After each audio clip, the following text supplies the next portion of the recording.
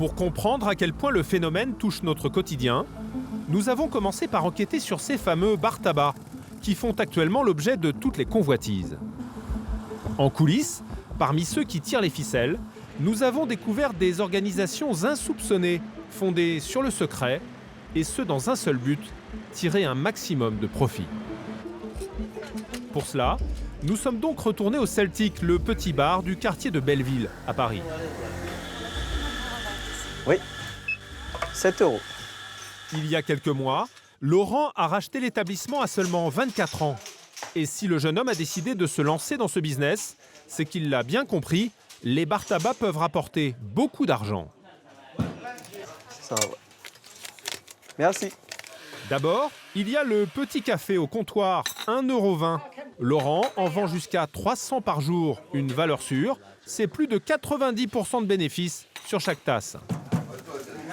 Et puis le jeune buraliste peut aussi compter sur ses ventes de cigarettes. Rien que sur ce paquet, par exemple, le plus demandé par ses clients, les chiffres sont impressionnants. On va dire, on vend une quarantaine, cinquantaine de cartouches. Par jour? Ouais, par jour. C'est 400 paquets par jour? Ouais, au moins, ouais. Sur une seule Une seule jour. Ouais, sur celui-là. Mais ce n'est rien à côté de sa plus grosse vente, les jeux de grattage. Des petites sommes que Laurent encaisse à longueur de journée. La semaine dernière, j'ai fait l'euro-million 1800, le loto normal 1500. En sport, j'ai fait 12 850, le Amigo 20 000. Au total, 39 000 € dans la semaine.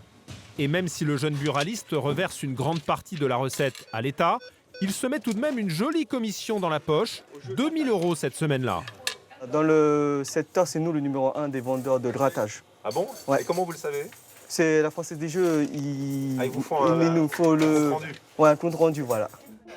Si Laurent bat tous les records dans le quartier, c'est que le jeune homme peut compter sur le soutien de sa famille pour vendre un maximum. Son père et sa mère assurent le service au bar. Derrière la caisse, il peut aussi compter sur sa sœur. Des proches qui se relaient toute la journée.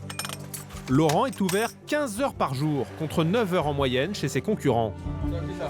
Résultat, son petit bar tabac est l'un des plus rentables du quartier. Le jeune homme affiche un chiffre d'affaires de 200 000 € par an. Mais une question se pose. Comment Laurent, à seulement 24 ans, a-t-il trouvé l'argent pour acheter, alors qu'en moyenne, le moindre café à Paris coûte pas moins de 250 000 €? J'ai pris un emprunt à la banque et il y avait l'argent de la famille. Ouais. D'accord. Ouais. C'est comme ça que ça marche en général? Ouais, en général, c'est ça, ouais. L'argent de la MAF, de la famille. Un léger lapsus qui peut prêter à sourire. Mais ce qui est sûr, c'est que derrière les familles chinoises se cache un réseau de financement et une manne d'argent plutôt surprenant. Des millions d'euros amassés par une organisation pour le moins discrète.